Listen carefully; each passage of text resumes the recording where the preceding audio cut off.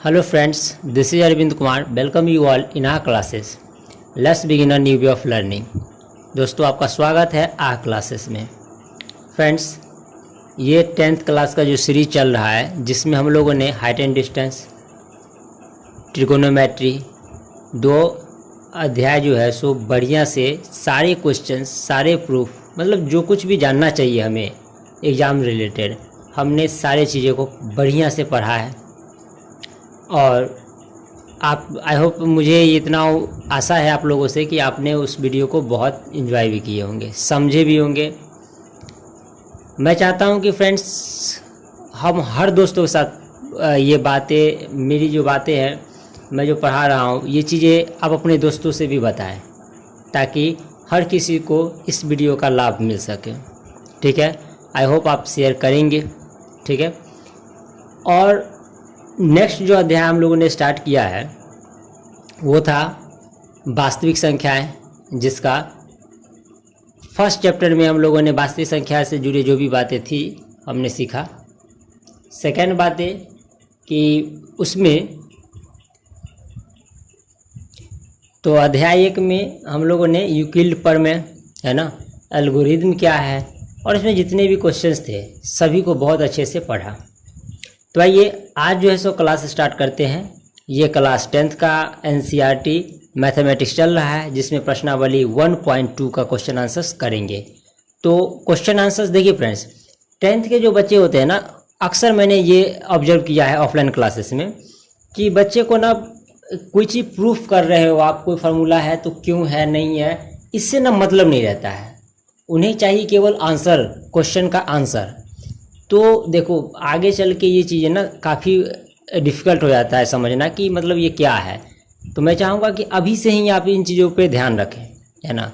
कोई चीज़ें अगर उसका प्रूफ है या कोई चीज़ है तो थोड़ा सा उसके बारे में समझें, देखें कि क्या होता है, ऑब्जर्व करिए। क्योंकि जब हम रूल्स, देखो फिर से मैं वही चीज़ें रिपीट करूँगा कि आप 100 क्वेश्चन नए नए पढ़ें, उससे बेहतर है कि एक क्वेश्चन को 100 बार पढ़ें, ताकि एक क्वेश्चन का जड़ और बेस इतना मजबूत होना चाहिए कि आप हजारों क्वेश्चन उस टाइप के बना सकें, है ना। और मैथमेटिक्स में रुचि लाने के लिए आपको एक एक क्वेश्चन को सीखना पड़ेगा। अब 1000 क्वेश्चन के पीछे मत भागिए कि मुझे 1000 क्वेश्चन करना है। इससे क्या होता है कि आप क्वेश्चन तो सीख लेते हैं, एनी हाउ आप कर लेते हैं, लेकिन आप अपने अंदर का जो कॉन्फिडेंस है मैथमेटिक्स के प्रति वो नहीं जगा पाते हैं। तो मैथमेटिक्स में एक्सपर्ट बनना है, अच्छा सीखना है मैथमेटिक्स को, तो हर एक क्वेश्चन को इस तरह से सीख लीजिए ताकि लगे कि इस क्वेश्चन को किसी भी सिचुएशन में कभी भी हम बना सकें।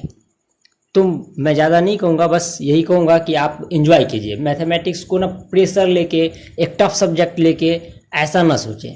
क्लियर है फ्रेंड्स? चलिए तो आइए हम बात करते हैं प्रश्नावली 1.2 के बारे में। तो देखिए प्रश्नावली 1.2 के जितने भी क्वेश्चन है ना, वो कुछ अंकगणित के आधारभूत प्रमेय पे बेस्ड है। ठीक है, तो आइए समझते हैं ये अंकगणित की आधारभूत प्रमेय होती क्या है।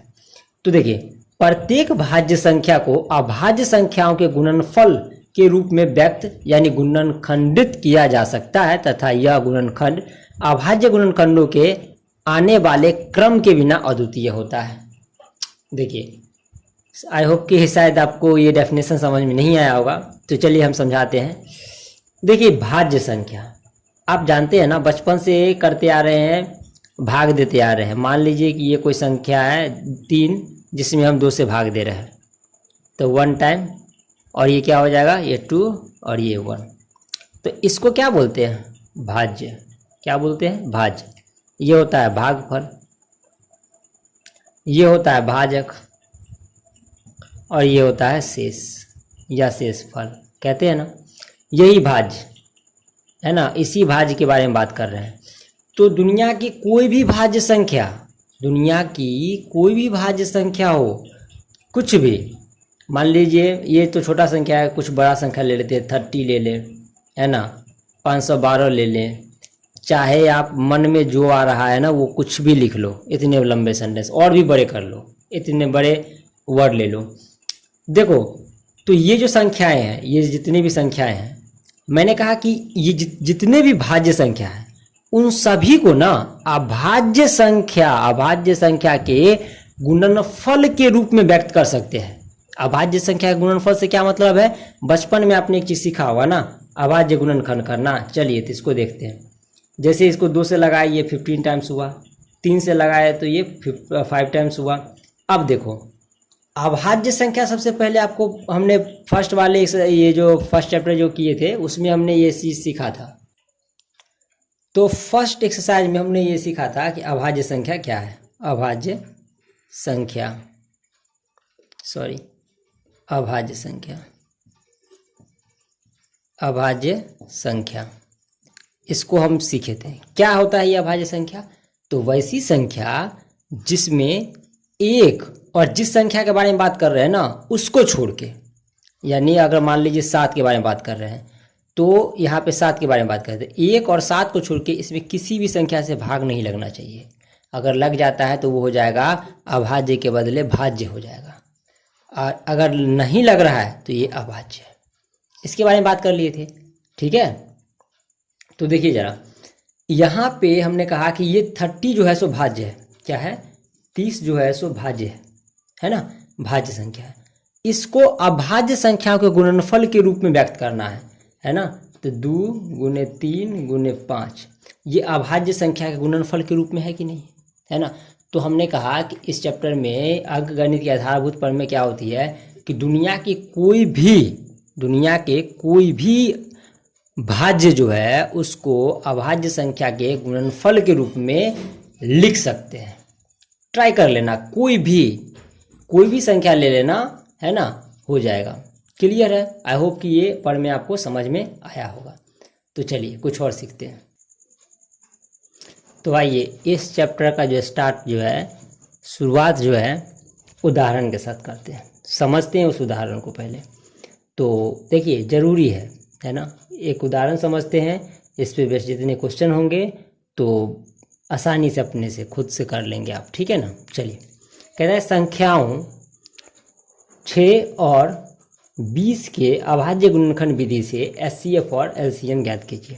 तो देखिए 6 है और 20 है, इसका अभाज्य गुणनखंड कीजिए। पहले 2 से कराएंगे 3, तो 6 = 2 × 3। 20 का करते हैं अभाज्य गुणनखंड। ये सब बचपन से आप करते आ रहे हैं, है ना। आई होप कि इसमें प्रॉब्लम नहीं होनी चाहिए। 2 से करें 10, 2 से किए तो 5 टाइम्स। तो देखो 20 = लिखेंगे 2 × 2 × 5। तो इसको ना एक तरीके और से लिख सकते हैं, 2 to the power 2 × 5, ऐसा लिख सकते हैं। तब समझिए, बढ़िया समझने की कोशिश कीजिएगा। थोड़ा सा अगर टाइम दे के अभी समझ लिए इस चीज़ को तो आगे क्वेश्चन समझना आसान होगा।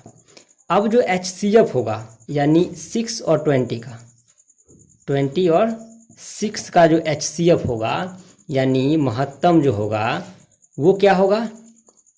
तो इसमें कॉमन होगा, ये दोनों में जो कॉमन होगा, समझिए।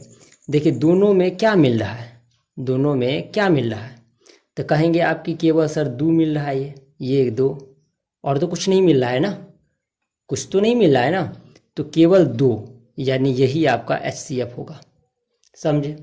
या दूसरी भाषा में कहे तो जो कॉमन रहता है ना उसके लिस्ट पावर, यानी कि जिसका पावर कम हो, यानी ये इसका पावर 2, इसका 2 का पावर नहीं, कुछ तो 1 था × 3 था, ये भी 1। देखिए ये दोनों में कॉमन था, लेकिन इसका पावर कितना था? 1।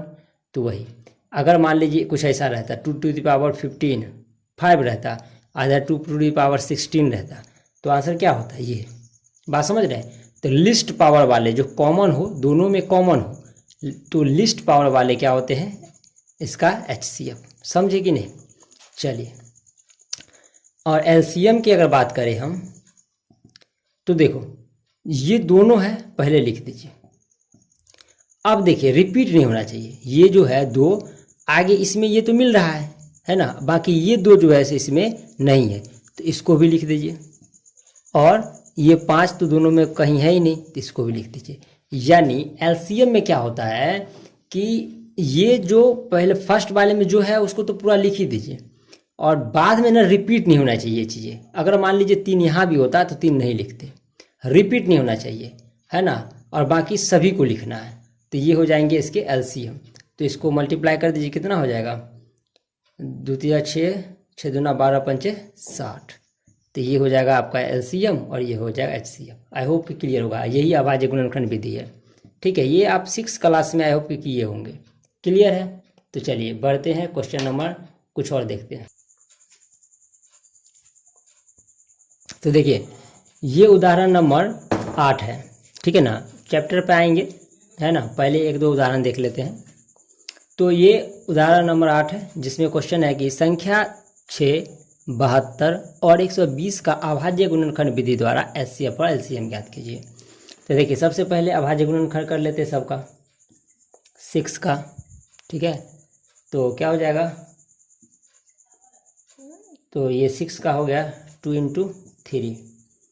72 का कर लेते हैं, 2 से लगाएंगे ये होगा 36, 2 से करेंगे ये होगा 18, 2 से कर रहे हैं ये 9 और 3 से लगाएंगे इसमें तो 3 3 9। देखिए तो 72 का क्या आ गया, 2 × 2 × 2, 3 × 3। ये हो जाएगा 32 का गुणनखंड। ठीक है, चलिए देखते हैं 120 का गुणनखंड क्या होता है। तो 2 से करेंगे ये 60 हो जाएगा, 2 से करेंगे तो 30, 2 से लगा रहे हैं तो ये 15 और 3 से करेंगे तो 5 टाइम्स।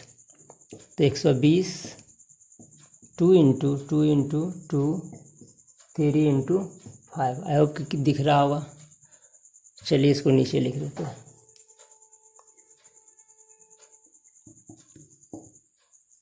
टू इंटू 3 × 5, ये हो जाएगा 120 का अभाज्य गुणनखंड। क्लियर है फ्रेंड्स? तो अब हमें इस तीनों संख्या का क्या निकालना है, एचसीएफ और एलसीएम, है ना।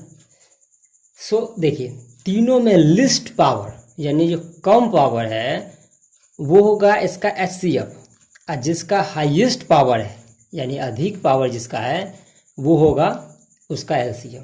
तो देखिए, और हमने जनरल क्या कहा था कि जो कॉमन होगा तीनों में। अब पहले उस समय था कि दोनों में, अब 3 संख्या है तो तीनों में।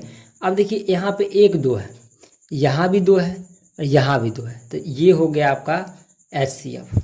आगे देखते हैं 3, इसमें भी 3 है, इसमें भी 3 है, तो ये भी हो जाएगा इसका एचसीएफ। उसके बाद यहाँ कुछ है ही नहीं। अब एक संख्या में है ही नहीं तो यहाँ कुछ भी हो उससे कोई फर्क नहीं पड़ता है। हमें इस तीनों संख्या में कॉमन देखना है, हमें तीनों संख्या में कॉमन देखना है। या दूसरे तरीके से बोले, यहाँ पे 2 to the power 1 होता है, ये 1 है। यहाँ पे 2 to the power कितना हो जाएगा, 3 × 3 to the power 2। यहाँ पे लिखेंगे 2 to the power 3 और यहाँ लिखेंगे 3 × 5। तो हमने कहा कि जो कॉमन हो, कॉमन से मतलब है कि उभयनिष्ठ, जो तीनों में उभयनिष्ठ हो और कम पावर वाला ही एचसीएफ होगा और अधिक पावर वाला क्या होगा, एलसीएम होगा। समझ रहे? तीनों में कॉमन कम पावर एचसीएफ, तीनों में कॉमन, इसमें तो कॉमन हो ना हो इसको सबको लिखना रहता है, लेकिन तीनों में कॉमन अधिक पावर वाले, नहीं भी है कॉमन तो भी लिखना रहता है। देखिए इसमें क्या हो जाएगा, हमने इसको पहले लिखेंगे 2 × 3। अब देखिए 2 × 3 इसमें भी है, 2 × 3 इसमें भी है, तो ये तीनों तो कॉमन हो गया। अब बच क्या रहा है ना, 2 × 3 ये देखो हो चुका है, ये 2 × 2 और ये 3 बच रहा था, इसको भी लिख दिए। अब इसमें देखिए क्या हो चुका है, इसमें आपका रिपीट नहीं होना चाहिए, एक भी रिपीट नहीं होना चाहिए, है ना। सो इसमें 2 × 3 ख़त्म था, इसमें भी 2 × 3 और इसमें भी 2 × 2 जो इसमें था वो भी लिख चुके हैं, और ये 3 भी आ चुका है, तो केवल बच क्या रहा है 5। ठीक है ना। इस तरह से इसको मल्टीप्लाई कर देंगे, कितना हो जाएगा 6 12 दूना 24, 24 पंचे 120 और हो जाएगा ये 112 3 36 360। ये हो जाएगा इसका क्या, एलसीएम। ठीक है। और दूसरे तरीका से देखिए इसका पावर कितना था, अगर हम ऐसे समझते हैं, सबसे अधिक पावर 2 का 3, 2 का सबसे अधिक पावर कितना 2 to the power 3 और ये 5। ऐसे भी हम कर सकते थे। देखिए सेम ही आएगा, देखिए 3 बार 2 है ना, 1 बार 2 बार 3 बार है ना। यहाँ पे यहाँ पे केवल 2 ही था ना, ये 1 टाइम और ये 2 टाइम, सॉरी ये सबसे अधिक पावर 2 ही, ओ सॉरी यहाँ पे 3 के पावर में लिखना था, तो ये हो जाएगा 2 बार है ना, और 5 का 1 टाइम। तो अब सही है, देखिए ये 2 जो है सो 3 बार, 1 2 3 बार था, 2 का पावर 2 है यानी ये 2 बार है, और 5 हर जगह एक ही था तो ये है। तो इस टाइप से भी करेंगे तो भी सेम वैल्यू आना है।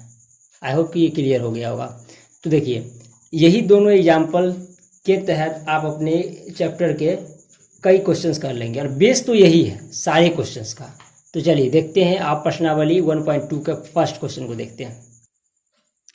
तो आइए, ये प्रश्नावली 1.2 का फर्स्ट नंबर क्वेश्चन है। कहता है कि निम्नलिखित संख्याओं का अभाज्य गुणनखंडों के गुणनफल के रूप में व्यक्त कीजिए। अभाज्य गुणनखंडों के गुणनफल के रूप में, तो अभाज्य गुणनखंड कीजिए इसका, है ना। देखिए फर्स्ट नंबर क्वेश्चन का करते हैं 140 का। तो सबसे देखिए अभाज्य संख्या ना, आपको ना यहाँ जो खंड करना है ना, ऐसा नहीं कि 2 से लगा दिए, फिर 3 से, फिर 4 से, फिर 5 से, 6 से, नहीं, आपको इससे और इससे तो कभी लगाना ही नहीं है। हमें केवल और केवल अभाज्य संख्या से लगाना है ना। कई बार हम रिपीट कर चुके हैं कि वैसी संख्या एक और स्वयं को छोड़ के, यानी जो संख्या से हम भाग लगा रहे हैं उसको छोड़ के उसमें किसी संख्या से भाग नहीं लगना चाहिए, वो अभाज्य संख्या होता है। तो हमें जो इस संख्या को अभाज्य गुणनखंड के गुणनफल के रूप में लिखना है, तो वहाँ जो इसको जो खंड कर रहे हैं ना, तो केवल और केवल हमें वहाँ पे अभाज्य संख्या ही दिखना चाहिए। आई होप कि ये क्लियर होगा। चलिए देखते हैं, जब 2 से लगाएंगे तो हो जाएगा ये 70, फिर ये 2 से लगाते हैं तो ये हो जाएगा 35, तब ये यहाँ पे लगेगा कितना से 5 से, और ये 7। देखिए एक बात और कि उसमें क्या लिखा हुआ था, क्रमबद्ध तरीके से ये होना चाहिए, यानी कि एक सीक्वेंस में, है ना। ऐसा नहीं कि अभी 7 से लगा के 5 करते, हो जाता कोई दिक्कत नहीं है, लेकिन हमें एक सीक्वेंस में ही रखना है। 2 × 2 × 5 × 7, यही अभाज्य गुणनखंड, ये है आपका गुणनखंड। गुणनफल यानी कि सबको, जो गुणनफल का मतलब क्या है, कोई चीज़ को गुना करना, है ना। तो ये होगा इसका आपका 140 का गुणनफल, अभाज्य गुणनखंड, है ना, उसका गुणनफल। तो ये आपका आंसर हो गया। क्लियर है। तो इस तरह से ये बहुत छोटी चीज़ें हैं जो बचपन से आप करते आ रहे हैं। आई होप कि ये चीज़ें कर लेंगे आप, है ना। तो चलिए बढ़ते हैं क्वेश्चन नंबर 2 की तरफ। ये सब आप क्वेश्चन खुद से करेंगे, कोई प्रॉब्लम हो या देखो आपको प्रैक्टिस करना है तो ये आप मुझे जो व्हाट्सअप नंबर दिया गया है डिस्क्रिप्शन में, आप इसको सॉल्व कीजिए और मुझे सॉल्व भेज दीजिए। किसी तरह का डाउट हो तो हम वहाँ पे चेक कर लेंगे, आपको रिप्लाई भी करेंगे। तो बढ़ते हैं क्वेश्चन नंबर 2 की तरफ, देखते हैं। चलिए तो क्वेश्चन नंबर 2 है। तो क्या कहता है क्वेश्चन नंबर 2 कि पूर्णांकों के निम्नलिखित युग्मों के HCF और LCM ज्ञात कीजिए तथा इसकी जांच कीजिए कि 2 संख्याओं का गुणनफल बराबर HCF × LCM है। तो चलिए थोड़ा सा ये देख लेते हैं, पुरानी चीज़ें हैं, आई होप कि पता होना चाहिए। 2 संख्याओं का गुणनफल बराबर होता है HCF × LCM। ठीक है, 2 संख्या है तो स्वाभाविक सी बात है कि एक होगा पहली संख्या, है ना, इसको क्या लिख सकते हैं हम, पहली संख्या गुने दूसरी संख्या, और क्या लिख सकते हैं HCF, है ना, × LCM। देखिए अगर आपको बेसिक नॉलेज है तो यहाँ से इस फॉर्मूला को कई फार्मूला बना सकते हैं। क्या, कैसे, यदि हम लिखते हैं यहाँ से केवल कि पहली संख्या, तो HCF × LCM, और ये देखिए इधर मल्टीप्लाई में है यानी गुना में है, तो उधर जाके क्या हो जाएगा, भाग में। तो यहाँ से लिख सकते हैं हम दूसरी संख्या। ये बहुत बेसिक चीज़ है ना। ये 5th 4th स्टैंडर्ड की बात मैं कर रहा हूँ, ठीक है। यदि हम लिखते हैं दूसरी संख्या, तो क्या हो जाएगा HCF × LCM बराबर हो जाएगा, ये दूसरी संख्या बराबर लिख रहे हैं तो ये पहली संख्या उधर जाके भाग में हो जाएगा, है ना, पहली संख्या। देखिए इधर एलसीएम एचसीएफ है, तो हम इधर से लिखते हैं एलसीएम इक्वल टू, एलसीएम बराबर लिखें तो एचसीएफ आके इधर के आ जाएगा ना भाग में, तो लिखेंगे हम पहली संख्या गुने दूसरी संख्या और बट्टे में क्या हो जाएगा, भाग में क्या हो जाएगा, एचसीएफ। इसी तरह से आप जब लिखेंगे क्या, एचसीएफ बराबर, तो क्या हो जाएगा, एचसीएफ बराबर पहली संख्या गुने दूसरी संख्या, है ना, और बट्टे में क्या लिखेंगे आप, एलसीएम। ठीक है, तो आई होप कि ये चीज़ समझ में आया होगा। छोटी सी बातें थी, लेकिन फिर भी हमने इसको मेंशन किया ताकि वो बच्चे जो बिल्कुल भी मतलब ये चीज़ नहीं कर पाते हैं, आई होप कि वो भी इस चीज़ को कर लें। चलिए, तो इन्हीं फार्मूला का प्रयोग करके हम इसको इस क्वेश्चन का जांच करना है, क्योंकि क्वेश्चन में कह रहा है कि जांच कीजिए कि दो संख्या का गुणनफल बराबर होता है एचसीएफ इंटू एलसीएम। तो पहले हम इसका किसी एक क्वेश्चन के लिए पहले इस क्वेश्चन को लेते हैं, इसका और इसका निकालेंगे पहले एलसीएम एचसीएफ, फिर उसकी जांच करते हैं। तो आइए पहले क्वेश्चन सॉल्व करते हैं।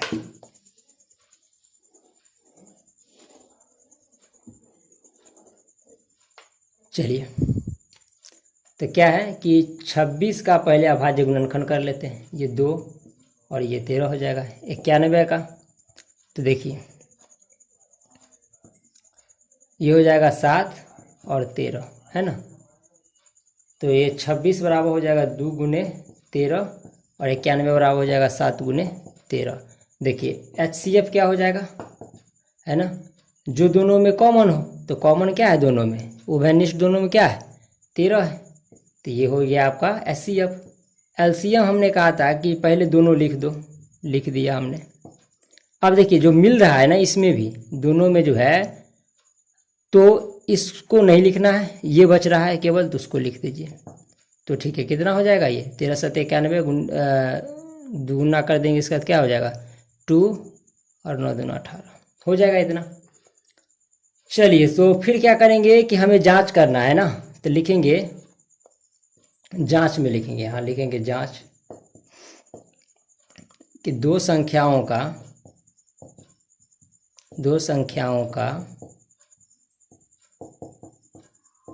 गुणनफल बराबर एलसीएम गुने एचसीएफ, है ना। तो देखिए दो संख्याओं का गुणनफल, तो ये संख्या क्या है 26 और गुने 91, और एलसीएम कितना है देखिए 13 गुने 182, तो ये दोनों को गुना कीजिए, है ना। तो देखिए 26 और 91 को जब आप गुना करेंगे तो कितना आ जाएगा, ये आ जाएगा आपको 2366, और जब इस दोनों को गुना करेंगे तो इसका भी आएगा 2366, और देखिए दोनों बराबर हो गया। यही आपको जांच करना था। क्लियर है फ्रेंड्स, और ये हर हाल में दोनों बराबर होना चाहिए, तभी समझिएगा कि आपका ये सही बना है, अदरवाइज ये कहीं ना कहीं मिस्टेक की है। आई होप कि ये क्लियर हो गया होगा।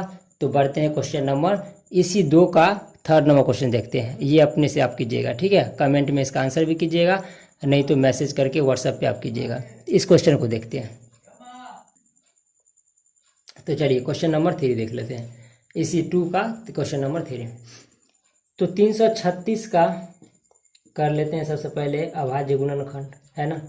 2 से लगाएंगे, 2 1 2, 6 दूना 12, 8 दूना 16, 2 से लगाएंगे 8 दूना 16, 4 दूना 8, 2 से लगाएंगे ये हो जाएगा 42, 2 से लगाएंगे हो जाएगा 21, 3 से लगाएंगे हो जाएगा 7। तो ये हो गया 336 का अभाज्य गुणनखंड, ठीक है। और 54 का कर लेते हैं अभाज्य गुणनखंड, ये हो जाएगा 2 27, 3 से करेंगे 9 टाइम्स, 3 से करेंगे 3 टाइम्स, तो ये हो जाएगा 54 का। 54 का करेंगे 2 × 3 × 3 × 3। चलो इसको थोड़ा सा लिख लेते हैं, 1 2 3 4 2 टू द पावर 4 3 इंटू 7 और इसका लिख लेते हैं 2 इंटू 3 टू द पावर 3। तो देखिए सो यहाँ पे आपको दिख नहीं रहा होगा, थोड़ा सा हम चलिए HCF क्या हो जाएगा यहाँ पे, जो लोएस्ट है ना, लोएस्ट पावर ये 2 है, यहाँ पे 3 है दोनों में, चलिए 3 है तो लोएस्ट पावर क्या है 3, तो यही हो गया 6 हो गया आपका HCF। LCM हाईएस्ट पावर, जो दोनों में मिल रहा हो हाईएस्ट पावर। तो देखिए 2 का 2 टू द पावर 4 और 3 का 3 टू द पावर 3 और 7, इतना हो जाएगा। ठीक है, तो 2 का 4वां पावर है, कितना हो जाएगा 2 दूना 4 दूना 8 दूना 16, ये हो जाएगा 16, ये 27 और गुने में 7, तो ये आप मल्टीप्लाई करके लिखेंगे है ना, कितना हो जाएगा ये। चलिए तो इसको मल्टीप्लाई कर लेंगे तो कितना हो जाएगा 3024। आई होप कि इतना तो कर ही लेंगे ना आप, है ना।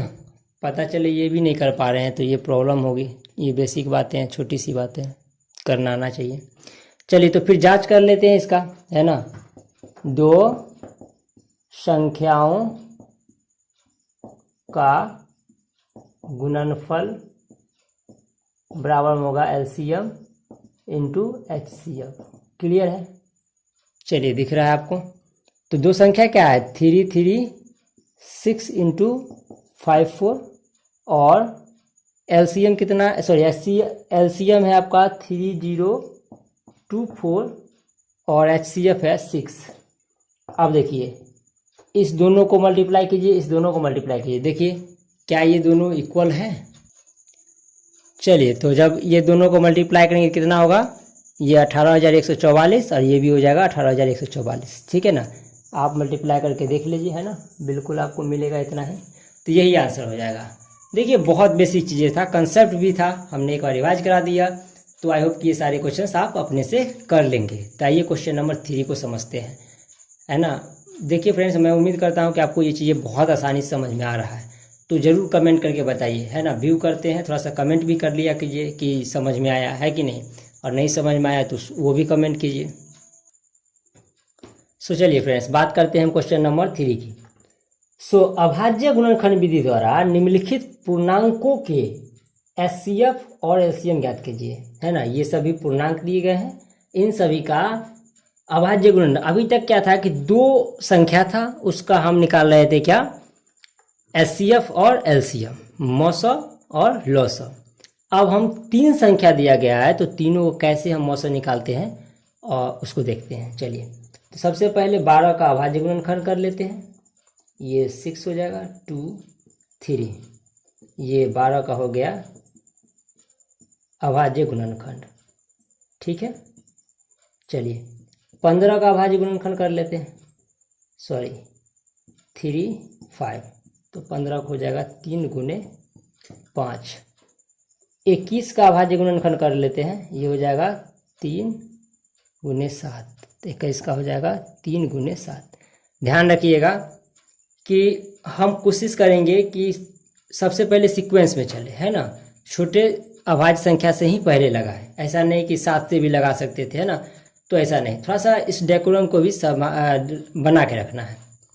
तो चलिए इसका HCF क्या हो जाएगा, तो हमने कहा कि देखिए हाईएस्ट कॉमन फैक्टर, इसको बोलते भी हाईएस्ट कॉमन फैक्टर। तो यहाँ पे सॉरी, यहाँ पे ध्यान रखेंगे इसमें जो भी रहेगा ना, दो तीनों में जो मिल रहा है उसका लोएस्ट पावर, लोएस्ट पावर यानी कि देखिए तीनों में सबसे पहले देखिए क्या मिल क्या रहा है, ये 3 3, उसके अलावा तो कुछ मिल भी नहीं रहा है कि नहीं, उसके अलावा कुछ नहीं मिल रहा है, और 3 का पावर भी एक ही है। तो चलिए ये हो गया आपका LCM, सॉरी HCF और LCM निकाल लेते हैं, लोएस्ट कॉमन फैक्टर।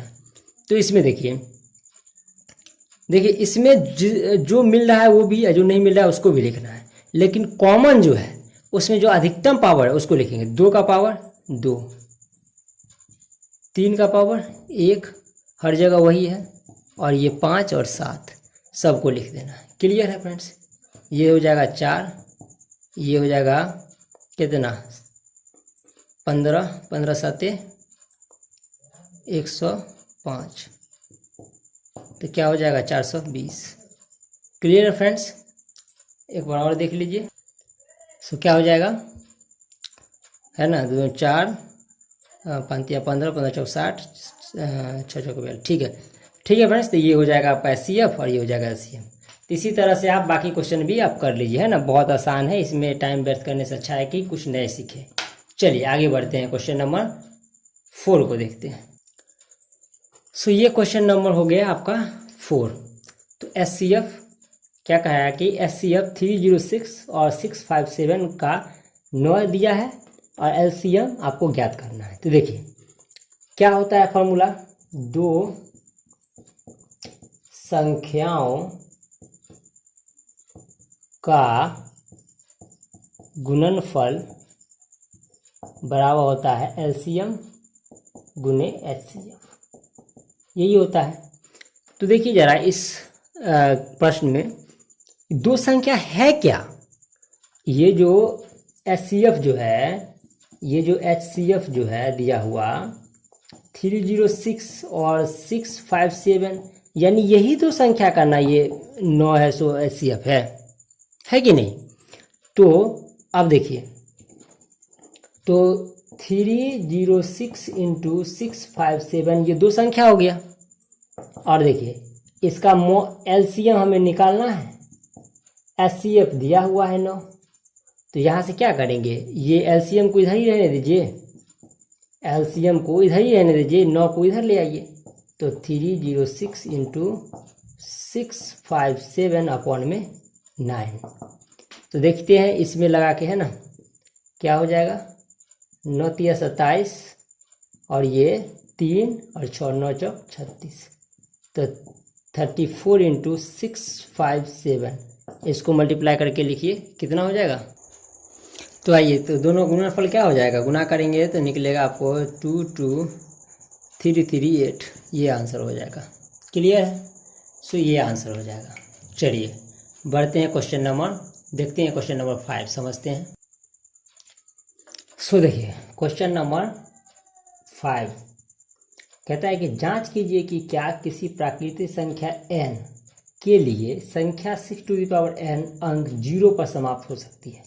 0 पे ये है ना, देखिए फ्रेंड्स, जब भी कोई संख्या इस पे 0 कब हो सकता है, जब ये संख्या यानी कि जो संख्या 0 से जिसके अंत में 0 होता है, या जो संख्या यानी इस पे कब ऐसा हो सकता है जब 2 गुने 5 यानी कि 2 से भाग लग जाए या 5 से भाग लग जाए उस संख्या में, तभी उसके अंत में 0 होगा, है कि नहीं। कोई संख्या 10 हो या कोई भी हो, 100 हो, है ना, उस संख्या जिस अंत में 0 होने का मतलब है कि या तो 5 से विभाजित होगा या नहीं तो 2 से विभाजित होगा, है कि नहीं। तो आइए इसको भी हम समझते हैं। तो इसमें हम लिखेंगे कि यदि किसी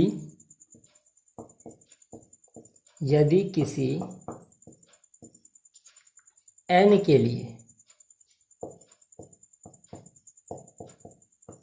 के लिए संख्या 6n शून्य पर समाप्त होगी। कब होगी? जब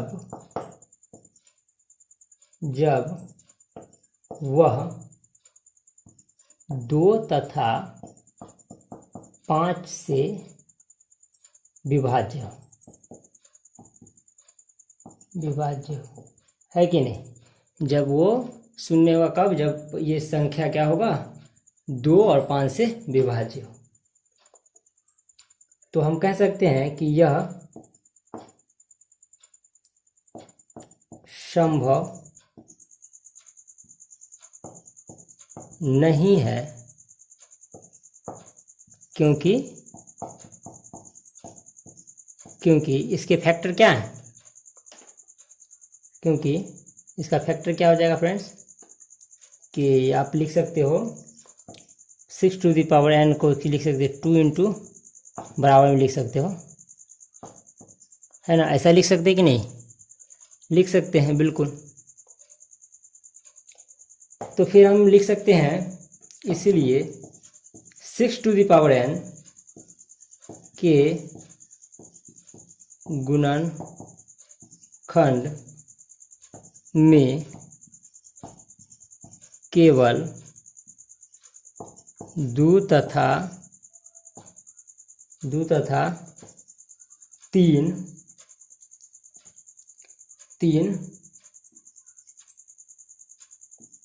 आ रहा है।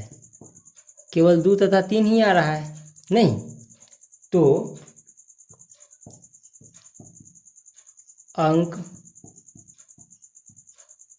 अंकगणित के आधारभूत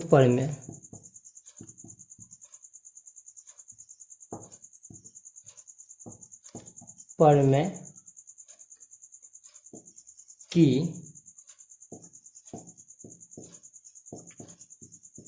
अद्वितीय हमें यह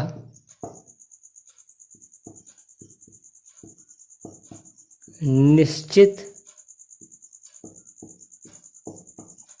करती है कि 6 टू द पावर n के गुणनखंड में केवल 2 तथा 3 है कि नहीं। इसमें केवल 2 गुने 3 है। अगर वो शून्य होता है ना, जब 2 और 3 5 से विभाज्य होता, लेकिन ऐसा तो है ही नहीं संभव, है ना। इसके गुणनखंड में तो 2 गुने कितना है, 3 है। तो क्या लिख सकते हैं यहाँ पे इसलिए कह सकते हैं अतः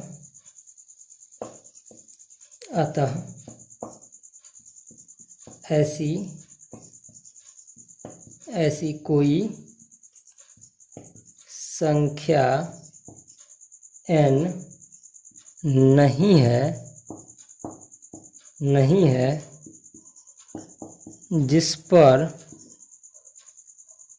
6 to the power n, I hope friends ये दिख नहीं रहा होगा, चलिए मार्कर बदल लेते हैं। 6 टू द पावर n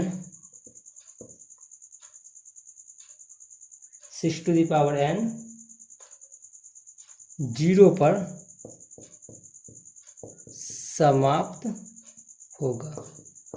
तो ये आप एक भाषा में ही लिखना पड़ेगा। इस क्वेश्चन को समझना बस इतना ही था कि ये कब होगा, जब ये 0 कब होगा, जब 2 और 5 से भाग लेगा किसी संख्या में। यहाँ पे इसका गुणनखंड तो 2 और 3 के फॉर्म में है, 5 तो है ही नहीं, तो ऐसा कभी संभव हो नहीं सकता है।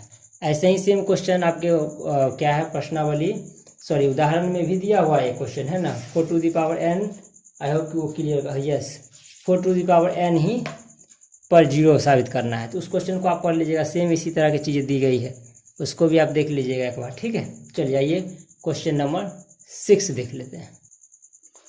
तो ये क्वेश्चन नंबर 6 है। इसमें कहना है कि व्याख्या कीजिए कि 7 गुने 11 गुने 13 जोड़ 13 और 7 गुने 6 गुने 5 गुने 4 गुने 3 गुने 2 गुने 1 और प्लस 5 भाज्य संख्या है। क्यों, ये साबित करना है, बताना है। देखिए, सबसे बड़ी बात है कि कोई भी संख्या भाज्य कब होता है। भाज्य वो तब होता है जब उसमें किसी भी संख्या से भाग लग जाए, है ना। एक को छोड़ के, ऐसा नहीं कि एक से तो सब में भाग लगता है। एक को छोड़ के और उसी संख्या को छोड़ के किसी भी संख्या से भाग लग जाए, वो हो जाएगा भाज्य। वैसे ही एक और स्वयं को छोड़ के किसी संख्या से भाग नहीं लगता तो वह अभाज्य होता है। तो यहाँ पे यही तो साबित करना है कि, तो देखते हैं इसको पूरा मल्टीप्लाई करके देखते हैं, है ना। सबसे पहले संख्या लेते हैं 7 गुने 11 गुने 13 जोड़ 13। इसको देखते हैं कि ये भाज्य है या नहीं है। सीधी सी बात है, इसको पूरा हल करने के बाद देखते हैं इसमें किसी भी संख्या से भाग लग जाएगा तो ये भाज्य होगा, अदरवाइज नहीं होगा, ठीक है ना। देखिए तो क्या हो जाएगा, ये 13 7 91 गुने 11 जोड़ 13, है ना। ये हो जाएगा 1, है ना, ये 10 और ये 10, ठीक है ना। ये 91 91 1 10 10, ठीक है, ये हो जाएगा। और प्लस 13 तो 14 है ना, 10 14 ये हो जाएगा। देखिए इस संख्या में 10 और 14 में क्या भाग नहीं लग सकता है? 2 से भी लग रहा है ना, 3 1 5 और भी संख्या से भाग लगते होंगे, है ना। तो जब किसी संख्या में भाग लगता है तो सीधी सी बात है कि ये क्या है, हम इसलिए लिख सकते हैं कि 7 गुने 11 गुने 13 जोड़ 13 एक भाज्य संख्या है। भाज्य संख्या है मतलब किसी भी संख्या से एक और ये संख्या को छोड़ के किसी भी संख्या से भाग इसमें लग जाए मतलब भाज्य है। सेम इसको भी ऐसे ही कर लीजिए, ठीक है ना। 6 × 5 × 4 × 7 भी है 7 3 × 2 × 1 + 5। देखिए क्या करते हैं इसको, 6 पंचे 30 है ना, थोड़ा सा है ना, 7 चौका 28, चलिए 28 कर लेते हैं। ये हो जाएगा आपका 6 पंचे 30 और ये हो जाएगा 6 + 5, ठीक है। तो इसको कर लेते हैं 8 छक 48, 6 दूना 12 और 4 16 गुने 30 जोड़ 5। आसान करने के लिए ऐसा आप कर रहे हैं, आप तो डायरेक्ट कर दो किसी भी तरीके से, है ना। 8 तरीके 24, 16 × 48 और 2 50 जोड़ 5। तो ये कितना हो जाएगा फ्रेंड्स? अच्छा सॉरी, ये इसका जीरो कहाँ गया है ना, जीरो भी ले लो। तो 50 45 ये भी देखिए, है ना, 5 लास्ट में है, सीधी सी बात है 5 से विभाज्य होगा। ऐसे और भी संख्या होंगे, 5 4 9 9 5 14, तो ये 5 से तो होना ही है। तो यानी ये भी क्या है, लिख दो, इसलिए ये भी एक भाज्य संख्या, इसलिए यह भी भाज्य संख्या है। तो क्यों है, तो यही कि इसमें ये संख्या को छोड़ के, एक से छोड़ के किसी भी संख्या से भाग लग रहा है, तो लग रहा है इसमें, है ना। तो आइए क्वेश्चन नंबर लास्ट इस चैप्टर का प्रश्नावली 1.2 का लास्ट प्रश्न को समझते हैं। तो ये आपका लास्ट क्वेश्चन है ना, प्रश्नावली 1.2 का लास्ट क्वेश्चन। सो क्वेश्चन कहता है कि किसी खेल के मैदान के चारों ओर एक वृत्ताकार पथ है। किसी खेल का मैदान है, उसके चारों ओर क्या है, एक वृत्ताकार पथ है, ठीक है। इस मैदान का एक चक्कर लगाने में सोनिया को 18 मिनट, ये मान लीजिए यहाँ से सोनिया स्टार्ट करती है, यहाँ से पूरा घूम के आने में इसको लग जाता है कितना, 18 मिनट, ठीक है। फिर जबकि इसी मैदान को, यानी इसी मैदान का एक चक्कर लगाने में रवि को 12 मिनट, रवि है ये भी इस तरह से गोल गोल घूमता है और इसे लगता है 12 मिनट, रवि तेज दौड़ता है ना। मान लीजिए वे दोनों एक ही स्थान से, यानी इसी जगह से रवि भी और सोनिया भी एक ही स्थान क्या है, मान लीजिए वे दोनों एक ही स्थान और एक ही समय पर चलना प्रारंभ करें, एक ही दिशा में चलते हैं, तो कितने समय बाद पुनः प्रारंभिक स्थान पर मिलेंगे। देखिए ये भी और ये भी दोनों एक ही स्थान से एक ही समय पे ये चलना शुरू कर दिए, तो कहते हैं कि पुनः जो है सो यहीं पे दोनों, एक्चुअली देखो ये चलेंगे तो इसको तो 18 मिनट लगना है, ये चलेंगे तो इसको लगना है कितना मिनट, 12 मिनट।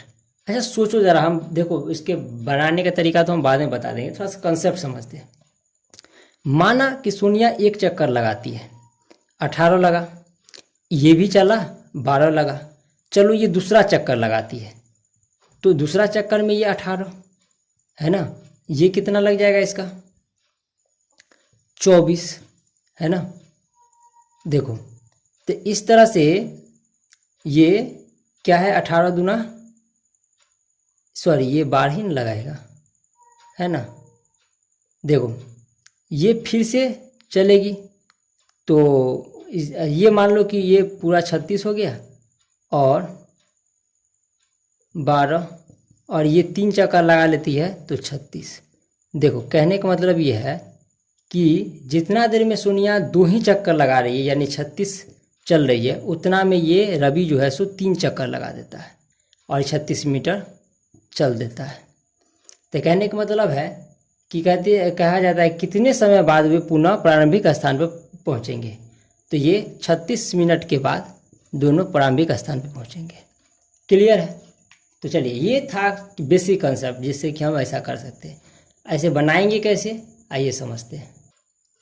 तो ये क्या करेंगे, सोनिया को लगता है 18 मिनट, ठीक है, और रवि को लगता है 12 मिनट।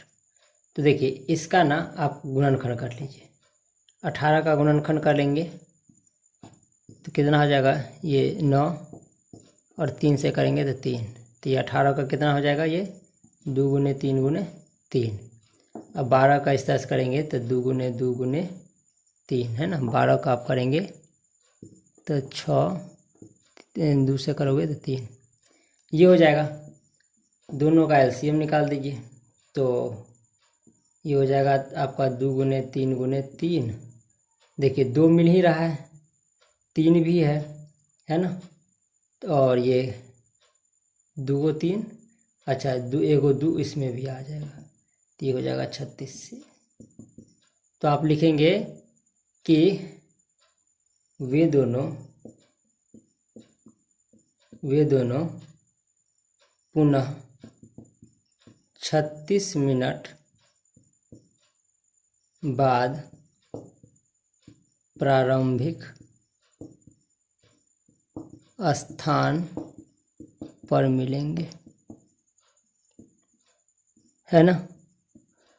तो ये मैंने आपको पहले बेसिक से भी समझाया और फिर उसमें आपको जो बनाना है जैसे वैसे भी। तो देखिए थोड़ा सा, देखिए ये सब प्रैक्टिकल क्वेश्चन है तो थोड़ा सा रियलाइज भी कीजिए, खुद समझने की कोशिश भी कीजिए ताकि आपका मैथमेटिक्स रियलिटी में दिखे। मैथमेटिक्स को एक subject, boring subject, tough subject समझ के इसको नहीं पढ़ना है, इसको एंजॉय करना है। सबसे ज़्यादा प्रैक्टिकल इसी में होता है, तो हमें हमेशा देखना है प्रैक्टिकल को, हमेशा इसको हर जगह महसूस करना है इसे। चलिए, तो वैसे ही वीडियो बहुत ज़्यादा लंबी हो चुकी है, तो बस आज के लिए इतना ही। मिलेंगे नेक्स्ट चैप्टर में अच्छे अच्छे कंसेप्ट के साथ, बढ़िया से बढ़िया सिंपल से सिंपल मेथड के साथ। तो तब तक के लिए bye, take care, have a nice day, enjoy your day, have a nice day, take care.